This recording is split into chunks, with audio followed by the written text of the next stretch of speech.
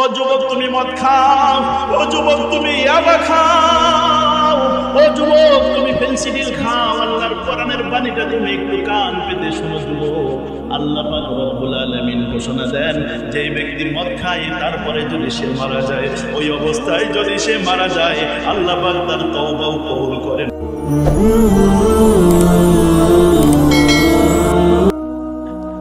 আজ থেকে 1450 বছর আগে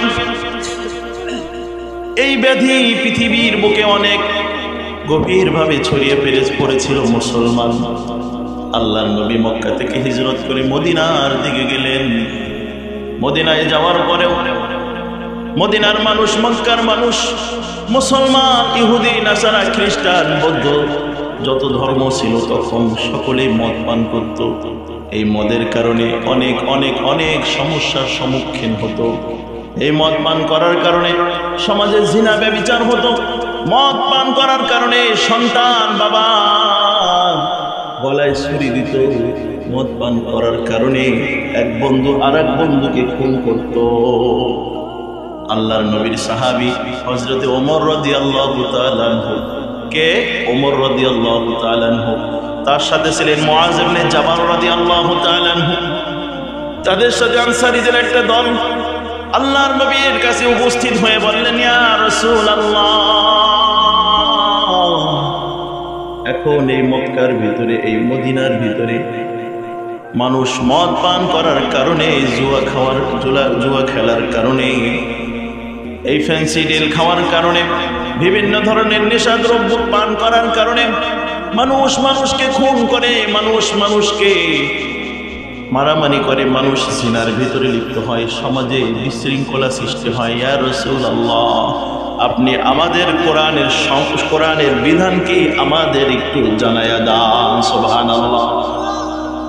যেখানে সমস্যা সেখানেই সমাধান দেয় কে বলেন? সমস্ত সমস্যার সমাধান দিতে পারে আল কোরআন, ঠিক কিনা?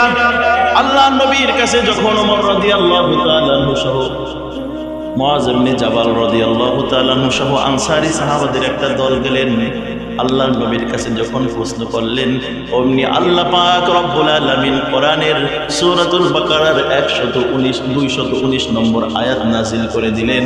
আর নবীকে জানায় দিলেন, হে নবী, ইয়াসআলুনাকা আনিল খামরি ওয়াল মাইসির কুল ফীহিমা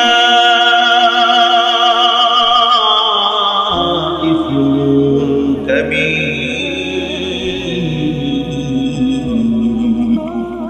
ওয়া মানাফিউ লিন-নাস ওয়া ইসমুহুমা আকবারু মিন নাফইহিমা।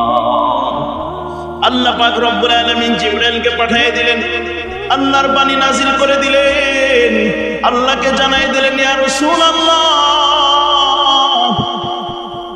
আপনার কাছে আপনার সাহাবারা প্রশ্ন করবে মদ এবং জুয়া সম্পর্কে। ইয়া রাসূলুল্লাহ, আপনি জানায় দেন, এই মদ এবং জুয়ার যদিও সামান্য কিছু উপকার আছে দুনিয়াতে, কিন্তু এর অপকার, এর ক্ষতি বহু গুণ বেশি, ঠিক কিনা বলেন? আল্লাহর নবী জানায় দিলেন, মদে সামান্য কিছু উপকার থাকলেও ক্ষতি অনেক বেশি। ওয়া ইসমুহুমা আকবারু মিন নাফইহিমা, তার লাভের চাইতে ক্ষতি অনেক অনেক গুণ বেশি। আল্লাহর নবী সাহাবাদেরকে জানায় দেন। মুসলমান, আল্লাহ পাক রব্বুল আলামিন মদকে সরাসরি নিষেধ করলেন না। কারণ কি? কারণটা হলো, ইসলাম হলো মানুষের স্বভাবজাত একটা ধর্ম। মানুষের কি জাত? স্বভাবজাত, অর্থাৎ মানুষের যেটা প্রয়োজন, মানুষের যেটা হলে ভালো হয়। বলেন তো, রাত্রেবেলা জাগ্রত থাকলে ভালো হয় না ঘুমাইলে ভালো হয়? আল্লাহ পাক কোরআনে কিন্তু বলে দিয়েছেন। আল্লাহ পাক কোরআনুল কারীমে সূরাতুন নাবার ভিতরে ঘোষণা দিয়ে দিয়েছেন, আল্লাহ পাক কোরআনুল কারীমে সূরাতুন নাবার ভিতরে বলেছেন, আমি রাত্রে কি তোমাদের জন্য বানিয়েছি বিছানা স্বরূপ, ঘুমের জন্য, তোমাদের আরামের জন্য রাত্রেকে আমি তোমাদের জন্য নাজিল করলাম। বলেন তো সূর্য মানুষের উপকার না ক্ষতি? বলেন উপকার। আল্লাহ পাক সূর্য মানুষের জন্য দিলেন, মানুষের জন্য যেটা উপকার, যেটা মানুষের জন্য লাভ, সেইটা আল্লাহ পাক মানুষের জন্য করলেন। বলেন তো যাকাত দিলে মানুষের উপকার হয় না ক্ষতি হয়? গরিবের উপকার হয় না? আর সুদ খাইলে, সুদ নিলে গরিবের উপকার না ক্ষতি? গরিব যে আজকে 10,000 টাকা যার কাছে নাই, বড় লোকের কাছে গেছে, সে আজকে 10,000 টাকা দিতে পারে না, আগামীকালকে 11,000 টাকা কিভাবে দিবে? ঠিক কিনা বলেন? ও তো সুদে টানতে টানতে জীবন শেষ। সেই জন্য আল্লাহ পাক কোরআনুল কারীমের যে বিধানগুলো দিয়েছেন সবগুলো মানুষের স্বভাবজাত ধর্ম, মানুষের জন্য যেইটা উপকার কোরআনুল কারীম সেইটাই বান্দাকে দিয়ে দিয়েছেন আল্লাহ পাক রব্বুল আলামিন। সেই জন্য মুসলমান মদ যেহেতু এলাকার ভিতরে বেশি সরাসরি ছিল, এমনকি মদিনার ভিতরে, মক্কার ভিতরে, মুসলমানের ভিতরে, ইহুদি খ্রিস্টান সকলের ভিতরে মদ এত ব্যাপকভাবে ছড়িয়ে পড়েছিল।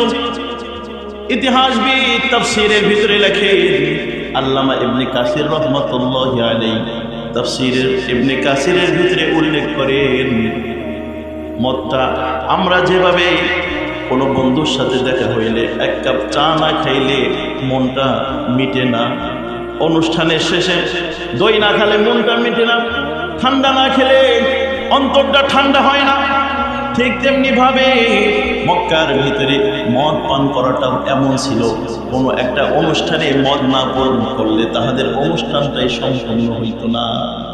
এমন অবস্থা হয়ে গেছিল সমাজ। বলেন কোনো সন্তান যদি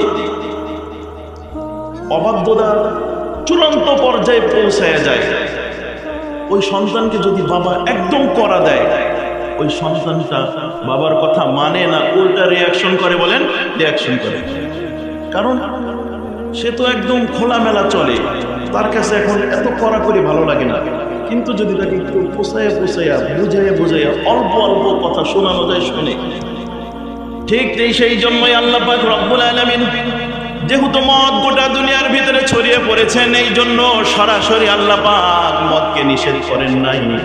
তাহলে বান্দার জন্য বড় কঠিন হয়ে যাবে, বান্দার স্বভাবের বিরোধী চলে যাবে। আল্লাহ পাক সেই জন্য জানায়া দিলেন, ইয়া নবী আপনি ঘোষণা দিয়ে দেন, ইয়াসআলুনাকা আনিল খামরি ওয়াল মাইসির কুল ফীহিমা ইসমুন কাবীর ওয়া মানাফিউ লিন-নাস। এই মদ পান করলে কিছু লাভ আছে, কিছু লাভ আছে, গায়ে শক্তি আসে। তাফসীরের ভিতরে লেখছেন গায়ে শক্তি হয়, চেহারা নাদুস নুদুস হয়, তার মনে হয় আমি দুনিয়ার বাদশা, দেশে আর কোনো প্রধানমন্ত্রী নাই, নিজেকেই নিজে এরকম মনে করে কিনা বলেন? সেই জন্যই তো যুবকরা মা বাবাকে মানে না, নেতাকে মানে না, মনে করে আমি সবচেয়ে বড়। এই কিছু একটা লাভ আছে। আল্লাহ পাক বলেন কিছু লাভ আছে কিন্তু ক্ষতি অনেক বেশি। এই আয়াত নাজিল হওয়ার পরে সাহাবাদের মধ্য থেকে অনেকেই বলল, না আমরা আর মদ পান করব না, মদের ভিতরে খারাপই যেহেতু আছে, খারাপটাই যেহেতু বেশি, আল্লাহ পাক বলেছেন আমরা আর মদ পান করব না। সাহাবারা অনেকেই মদ ছাড়ান দিয়েছেন, কিন্তু এখন অনেকেই মদ পান করেন, যেহেতু কোরআনের সরাসরি কোনো নিষেধাজ্ঞা নাই, এই জন্য সাহাবারা অনেকেই মদ পান করেন। একদিন আব্দুর রহমান ইবনে আউফ রাদিয়াল্লাহু তাআলা আনহু তাহার কিছু বন্ধু বান্ধবকে দাওয়াত দিলেন। দাওয়াত দেওয়ার পরে তাহাদেরকে তিনি অনেক সুন্দর করে আপ্যায়ন করলেন, খাবার দাবার খাওয়ালেন, অনেক সুন্দর করে খাবার দাবার খাওয়ানোর পরে সর্বশেষ মদ পান করতে দিলেন। মদ পান করলেন। মদ পান করার পরে মাগরিবের নামাজের সময় চলে আসলো। মাগরিবের নামাজের সময় যখন আসলো, সকলেই মিলে হযরত আলী রাদিয়াল্লাহু তাআলা আনহুকে সামনে নামাজ পড়াতে দিলেন। আলী রাদিয়াল্লাহু তাআলা আনহু নামাজ পড়াইলেন। নামাজ পড়াইতে সামনের দিকে গেলেন। সামনের দিকে যাওয়ার পরে তিনি নামাজের ভিতরে সূরাতুল কাফিরুন পড়লেন। আলী রাদিয়াল্লাহু তাআলা আনহু তিনি মদ পান করার কারণে তার সেন্স লেন্স হয়ে গেছে, তার সেন্সে আর ঠিক নাই যে আমি কি পড়তেছি। তিনি নামাজে দাঁড়াইলেন। দাঁড়ানোর পরে বলেন, কুল ইয়া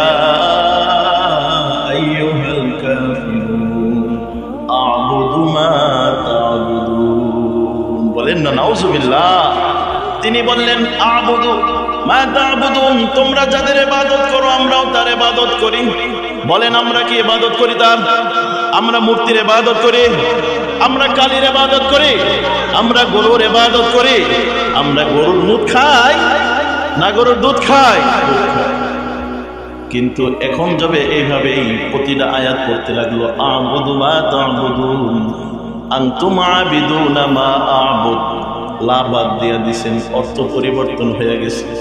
সাহাবারা নামাজের ভিতরে লক্ষ্য করলেন, লক্ষ্য করার পরে আল্লাহর নবীর কাছে গিয়ে বললেন, ইয়া রাসূলুল্লাহ, আজকে নামাজের ভিতরে তো একটা ঘটনা ঘটে গেছে, অনাকাঙ্ক্ষিত ঘটনা ঘটে গেছে। আল্লাহর নবী বলেন, কি হয়েছে? বলেন, ইয়া রাসূলুল্লাহ, আব্দুর রহমান ইবনে আউফের বাড়িতে আমরা দাওয়াত খেতে গিয়েছিলাম। মাগরিবের নামাজ হয়েছে, মদ পান করার কারণে আলী রাদিয়াল্লাহু তাআলা আনহু সামনে যায় নামাজ পড়াইছেন, কিন্তু সূরা কাফিরুনের ভিতরে লা বাদ দিয়ে বলছেন, আ'বুদু মা তা'বুদুন আনতুম আবিদুনা মা আ'বুদ। এইভাবে তিনি গোটা সূরাটা এইভাবে তিনি পড়ছেন। আল্লাহর নবী বলেন, দাঁড়াও দাঁড়াও, আমার আসমানের অপেক্ষায় তোমরা থাকো। সুবহানাল্লাহ। যখন তোমরা কোনো সমস্যায় পড়বা ও মুমিনরা, তখন আমরা কার আশায় বসে থাকবো? আল্লাহ। আল্লাহর আশায় বসে রইলেন। আল্লাহ পাক রব্বুল আলামিন সূরাতুন নিসার 43 নম্বর আয়াত নাযিল করে দিলেন, ইয়া আইয়ুহাল্লাযীনা আমানু লা তাকরাবুস সালাহ ওয়া আনতুম সুকারা। আল্লাহ পাক রব্বুল আলামিন নাযিল করে দিলেন, হে ঈমানদার বান্দা বান্দিরা, তোমরা নেশাগ্রস্ত অবস্থায় নামাজের ধারে কাছেও যাইও না। সুবহানাল্লাহ। কারণ তোমরা নামাজের ধারে কাছে গেলে তখন কি বলে ফেলো, আল্লাহর শানের খেলাফ হয়ে যায়, আল্লাহর বিপক্ষে চলে যায়। এই জন্য তোমরা নামাজের ধারে কাছেও যাইও না। মাথাল অবস্থা নামাজের ধারে কাছেও যাইও না। বলেন তো, সর্বপ্রথম আল্লাহর নবীর কাছে কে দাবি জানাইছিল, ইয়া রাসূলুল্লাহ মদ জুয়াকে হারাম করেন? ওমর রাদিয়াল্লাহু তাআলা। কে? ওমর রাদিয়াল্লাহু তাআলা। যখন আয়াতটা নাজিল হয়, আল্লাহর নবী ওমর রাদিয়াল্লাহু তাআলা আনহুকে আয়াতটা শোনায়া দেন। আল্লাহর নবীর আয়াত শোনার পরে ওমর রাদিয়াল্লাহু তাআলা আনহু বলেন, ইয়া রাসূলুল্লাহ, এখনো আমার মন ভরে নাই। কারণ আল্লাহ তো পরিপূর্ণ মদ খাওয়াকে নিষেধ করে নাই, বরং নামাজের সময় নিষেধ করছেন, তার মানে অন্য সময় খাওয়া বৈধ। এই জন্য আল্লাহর রাসূল সাল্লাল্লাহু আলাইহি ওয়াসাল্লাম যখন বললেন, তখন ওমর রাদিয়াল্লাহু তাআলা আনহুকে যখন আয়াত শুনাইলেন, ওমর রাদিয়াল্লাহু তাআলা আনহু আল্লাহর কাছে দোয়া করলেন, আল্লাহুম্মা বাইয়িন লানা ফিল খামরি বায়ানান শাফিআন। আল্লাহ, আপনি মদ এবং জুয়ার ব্যাপারে আপনি চূড়ান্ত পর্যায়ের ফয়সালা দিয়া দান। সুবহানাল্লাহ। এখন যেহেতু মদ খাওয়া নামাজের সময় নিষিদ্ধ হয়ে গেল, অনেক সাহাবারা চিন্তা করলেন, হাই, নামাজের মতন একটা ভালো ইবাদত যেই মদের কারণে হারাম হয়ে যায়, যে মদের কারণে নামাজ নষ্ট হয়ে যায়, যে ভালো কাজের সময় খারাপ কাজ করা যায় না, তাহলে অবশ্যই মদটা অনেক খারাপ জিনিস। এই চিন্তা ভাবনা করে অনেক সাহাবী কখনো আর মদ পান করেন না। মদ পান করা চিরদিনের জন্য সারান দিয়া দান। সুবহানাল্লাহ। কিন্তু এখনো যেহেতু পরিপূর্ণ মদ নিষেধ না, হারাম না, সেই জন্য কিছু সংখ্যক সাহাবী এখনো মদ পান করেন। যেহেতু আল্লাহর কোরআনে এখনো হারাম হয় নাই, সাহাবারা মদ পান করতে থাকেন এখনো। ওমর রাদিয়াল্লাহু তাআলা আনহু তো দোয়াই করে দিলেন, তার মন ভরে না। এরপরে একদিনের ঘটনা, আতবান ইবনে মালিক তাফসীরে মাজহারির 1 নম্বর খণ্ডে 482 নম্বর পৃষ্ঠায় উল্লেখ করেন। আল্লামা সানাউল্লাহ পানিপতি রহমাতুল্লাহি আলাইহি বলেন, আতবান ইবনে মালিক তিনি দাওয়াত করলেন অনেক সাহাবাদেরকে, অনেক বন্ধু বান্ধবকে দাওয়াত করলেন। দাওয়াত করে অনেক সুন্দরভাবে তাদের সামনে খানা পরিবেশন করলেন। বন্ধুদের জন্য খুশি হইয়া একটা উট জবাই করে দেয়, খাওয়ায়, বন্ধুরে খাওয়ায়। বন্ধুরে দাওয়াত করলে মনে মজা লাগে না? ঈদের দিন অনেকেই আসে বাড়িতে, কিন্তু দেখবেন যখন বন্ধু আসে তখন একটু নিজের ভিতরে আনন্দটাই অন্যরকম, ঠিক কিনা বলেন? তিনিও বন্ধুকে খাওয়াইতেছেন, আপনারাও খাওয়াবেন, বন্ধু বান্ধবকে খাওয়াবেন। আপনার বাবা নাই, বাবার বন্ধু যারা আছে তাদেরকে খাওয়াবেন, তাদেরকে দাওয়াত দিবেন। এটা হাদিসের দিক নির্দেশনা, হাদিসের ভিতরে আছে। যদি তোমার বাবা মারা যায়, বাবার হক কিভাবে আদায় করবা? বাবার জন্য প্রতি সপ্তাহে দোয়া করবা। বাবার বন্ধু বান্ধবদেরকে দাওয়াত দিয়ে তাদেরকে দেখা হলে মুসাফা করবা, দাওয়াত দিবা, দাওয়াত দিয়ে ঘরে আপ্যায়ন করবা, তাদেরকে খাওয়াবা, তাদেরকে খুশি রাখবা, তাহলে তোমার বাবাও খুশি হবে। সুবহানাল্লাহ বলেন না? আদনান ইবনে মালিক রাদিয়াল্লাহু তাআলা আনহু তার কিছু বন্ধু বান্ধবকে দাওয়াত দিলেন। উট রান্না করে তাদের জন্য উট জবাই করে খাওয়ানোর ব্যবস্থা করলেন। তাহারা উট খাওয়ার পরে আরবের নিয়মিত মদ পান না করলে তাদের অনুষ্ঠান সম্পন্ন হয় না। তাহারা মদ পানের ভিতরে লিপ্ত থাকলেন। মদ পান করতে করতে অনেক বেশি মদ পান করে ফেলেছেন। একজন আরো ব্রেন ঠিক নাই। আরবের নীতি হলো তাহাদের সাহিত্য চর্চা করত। আরব সাহিত্য, আরবি সাহিত্য চর্চা করতে করতে তাহারা একজন আরেকজনের বিপক্ষে বলতে লাগলো, নিজের প্রশংসা বলতে লাগলো। কবিতার মাধ্যমে কবিদের মতন নিজের প্রশংসা করে আরেকজনের বদনাম বলতে লাগলো। এইভাবে বলতে বলতে একবার হঠাৎ করে একজন সাহাবী হযরত সাদ ইবনে আবি ওয়াক্কাস রাদিয়াল্লাহু তাআলা আনহু, তিনি নিজের প্রশংসা করতে করতে আনসারী সাহাবাদের অবমাননা করতে লাগলেন। আনসারে এক যুবকের বিরোধিতা করতে লাগলেন, তার বদনাম করতে লাগলেন। বদনাম করতে করতে একটা পর্যায়ে আনসারী যুবক রাগান্বিত হয়ে যায়। ওই যে একটু আগেই তাদেরকে উট জবাই করে খাওয়াইছে, উটের বড় একটা হাড্ডি, রাগান্বিত হয়ে আনসারী যুবক ওই সাহাবীর মাথার উপরে নিক্ষেপ করে দেয়। সাথে সাথে তার মাথাটা ফেটে যায়। তাকে আল্লাহর নবীর কাছে বিচার দেওয়া হয়, ইয়া রাসূলুল্লাহ, আজকে তো আমাদের দাওয়াত শেষে এমন এমন ঘটনা ঘটেছে, ইয়া রাসূলুল্লাহ, এর একটা আপনি আমাদেরকে সমাধান দিয়ে দেন।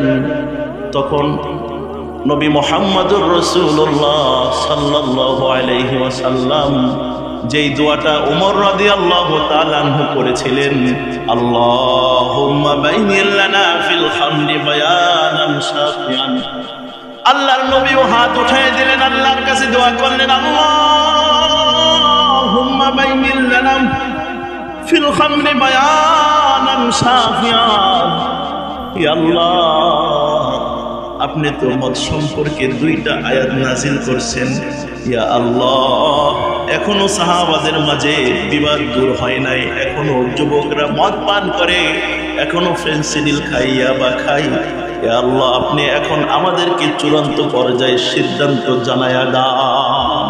যখন আল্লাহর কাছে এমনি ভাবে দোয়া করে, তখনই আল্লাহ পাক রব্বুল আলামিন সূরাতুল মাইদার আয়াত নাযিল করে দেন আর জানায়া দেন, ইন্নামাল খামরু ওয়াল মাইসিরু ওয়াল আনসাবু ওয়াল আজলামু রিজসুম মিন আমালিশ শাইতান ফাজতানিবুহু লাআল্লাকুম তুফলিহুন। এবার আল্লাহ পাক আয়াত নাযিল করে দেন, নিশ্চয়ই মদ, নিশ্চয়ই জুয়া, নিশ্চয়ই হিন্দুদের প্রতিমা মূর্তি, নিশ্চয়ই ভাগ্য নির্ধারণ করার তীর, এই সমস্ত জিনিস শয়তানের চাবিকাঠি। এর দ্বারাই শয়তান মানুষদেরকে ধ্বংস করতে চায়, ঠিক কিনা? আল্লাহ পাক যখন চূড়ান্ত আয়াত নাযিল করে দিলেন, সাহাবারা যখন আল্লাহর কোরআনের বাণী শুনলেন, ও যুবকরা কানটা খাড়া করে শোনো, আল্লাহর কোরআনের বাণী যখন সাহাবারা শুনলেন তোমাদের মতন যুবক সাহাবী ছিল। ওমর রাদিয়াল্লাহু তাআলা আনহু যুবক ছিল, আলী রাদিয়াল্লাহু তাআলা আনহু যুবক ছিল, হযরতে জাবের রাদিয়াল্লাহু তাআলা আনহু যুবক ছিল, আনাস রাদিয়াল্লাহু তাআলা আনহু যুবক ছিল। আয়াত যখন নাজিল করে যুবক তোমার মতন যুবক, তারা যখন আয়াতটা শুনলেন, শোনার পরে যে যেখানে ছিলেন, যেই অবস্থায় ছিলেন, ওই অবস্থায় সমস্ত মদগুলা মাটিতে ঢেলে দিলেন। সুবহানাল্লাহ। সাহাবারা বলেন, ইতিহাসবিদ তাফসীর ইবনে কাসির রাহমাতুল্লাহি আলাইহি বলেন, মদিনার প্রতিটা অলিতে গলিতে মদের নহর বাইতে লাগলো। মদ মদিনার প্রতিটা অলিতে গলিতে কেমন জানি জোয়ার ভাটা শুরু হয়ে গেছে। এই গলি দিয়া, এই বাড়ি দিয়া, এই বাসা দিয়া মদের নহর বাইতে লাগলো। এমনকি সাহাবাদের হাতে যে পান পাত্র ছিল, যেই গ্লাসে তাহারা মদ পান করত, যেই গ্লাসে তাহারা মদ পান করত, ওই গ্লাসগুলো আল্লাহর হুকুম পালন করার জন্য সঙ্গে সঙ্গে তাহারা ভেঙে চুরমার করে দেয়। সুবহানাল্লাহ।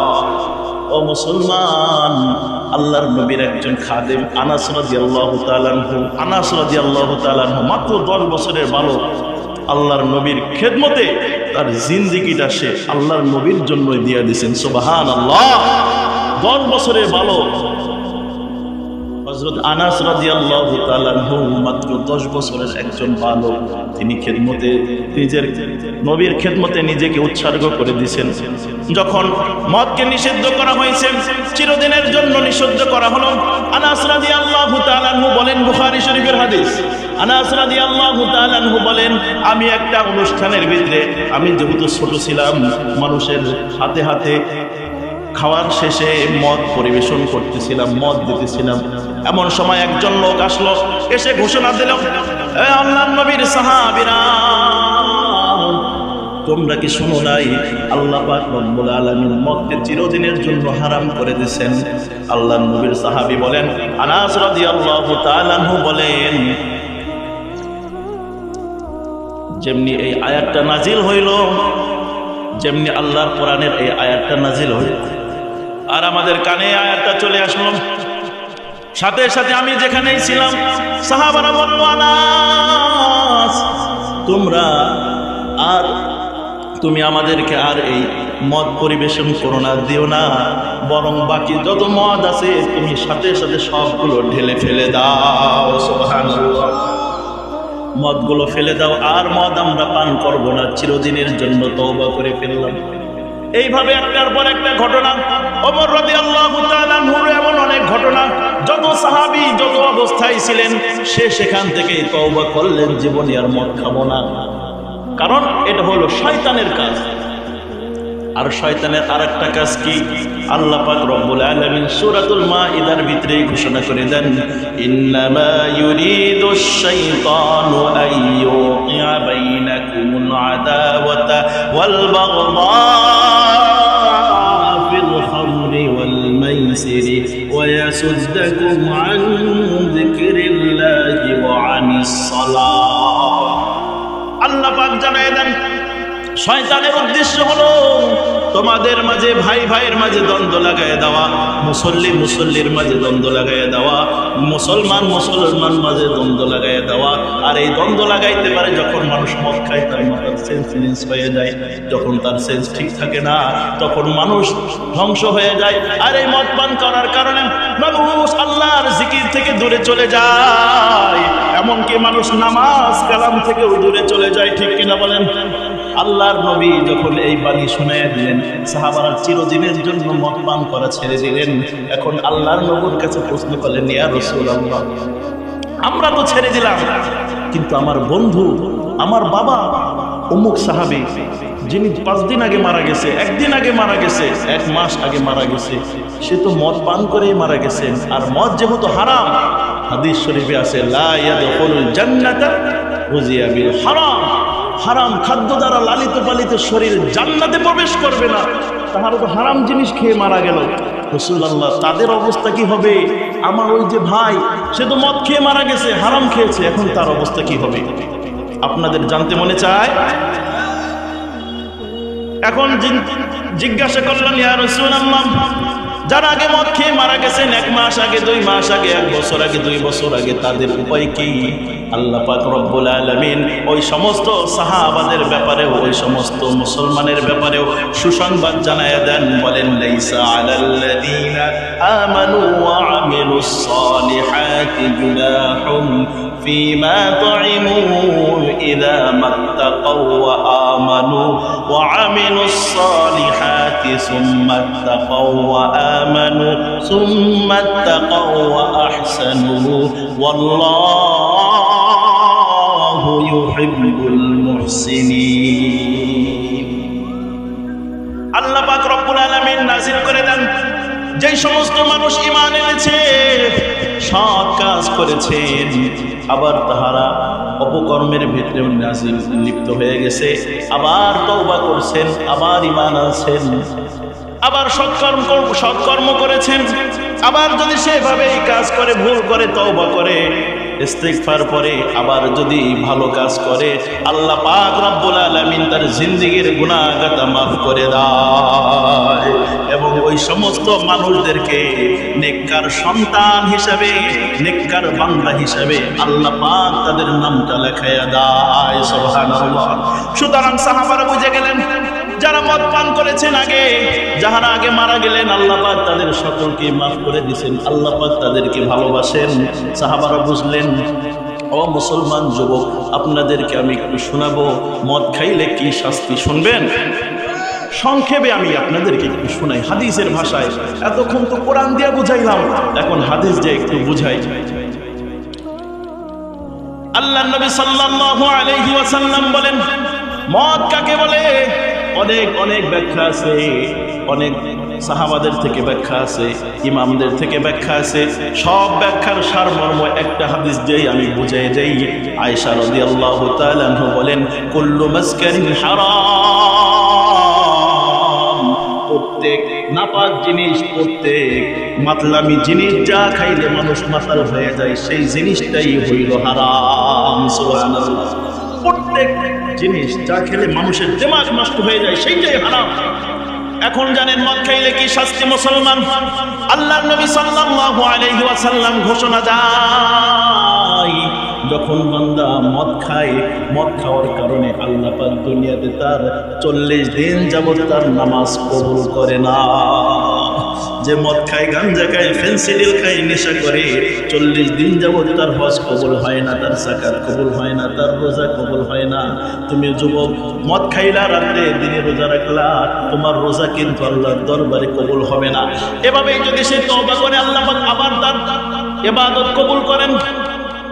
সেইভাবে যদি সে আবার মদ খায়, আবারও আল্লাহ পাক সুযোগ দেন, আবারও তার তওবা করলে তওবা কবুল করে তার নামাজ, রোজা, হজ, যাকাত আল্লাহ পাক কবুল করেন। এভাবে তৃতীয়বারও যদি খায়, আল্লাহ পাক রব্বুল আলামিন তৃতীয়বারও কবুল করেন।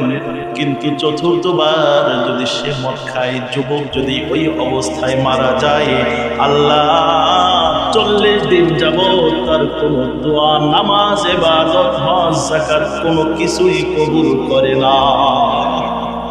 এমনকি ওই অবস্থায় যুবক যদি মারা যায়, তার তওবা আল্লাহ কবুল করে না, তাকে আল্লাহ পাক রব্বুল আলামিন জাহান্নামের কঠিন শাস্তির ভিতরে আল্লাহ পাক তাকে নিক্ষেপ করেন।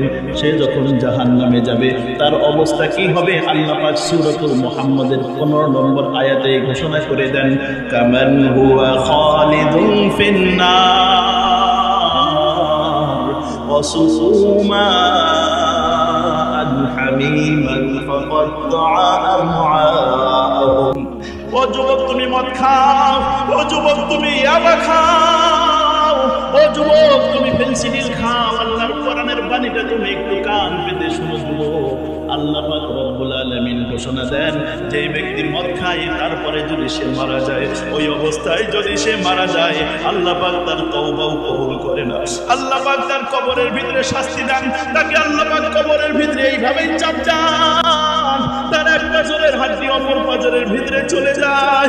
যুবক যখন পেরেশানি হয়ে যায়, যুবকের যখন কলিজা ফেটে যায়, আল্লাহর কাছে পানি পানি ভুলে যায়, আল্লাহ পাক রব্বুল আলামিন তাকে জাহান্নামের পুজ, আল্লাহ পাক তাকে জাহান্নামের নাপাক পানি এমন পানি তাকে পান করান, ওই পানি পান করার সাথে সাথে তার পেটের নাড়িগুলি গলে গলে পিছনের রাস্তা দিয়া বের হয়ে যায়।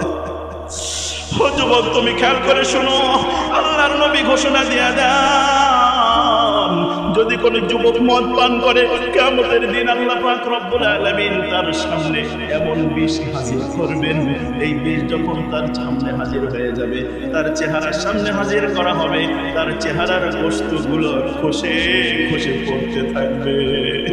এই বিষ যখন তার সামনে হাজির করা হবে, তার গোটা শরীরের চামড়াগুলো, গোটা শরীরের গোশতগুলো খসে খসে পড়তে থাকবে। যুবক কঙ্কলের মতন দাঁড়াইয়া থাকবে। যুবক, তোমাকে এইভাবে কিয়ামত পর্যন্ত শাস্তি দেওয়া হবে, কিয়ামতের পরেও তোমাকে চিরস্থায়ী জাহান্নামে যেতে হবে। মদ পান করবার কেউ হাতটা উঁচা করে আল্লাহকে দেখাই দাও, আর জীবনে মদ পান করবো না ইনশাআল্লাহ।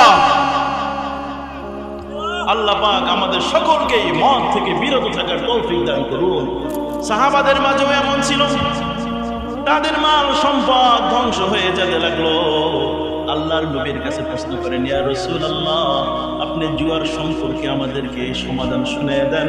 আল্লাহ পাক রব্বুল আলামিন নাযিল করে দেন, ইন্নামাল খামরু ওয়াল মাইসিরু ওয়াল আনসাব, মদ জুয়া চিরদিনের জন্য আমি আল্লাহ হারাম করে দিলাম। সুবহানাল্লাহ। আমরা জীবনে আর মদও খাবো না, জুয়াও খেলবো না। যুবকরা হাত উঠাও ইনশাআল্লাহ। আল্লাহ পাক প্রত্যেকটা যুবককে মদ জুয়া থেকে হেফাজত করুন, বলেন আমিন।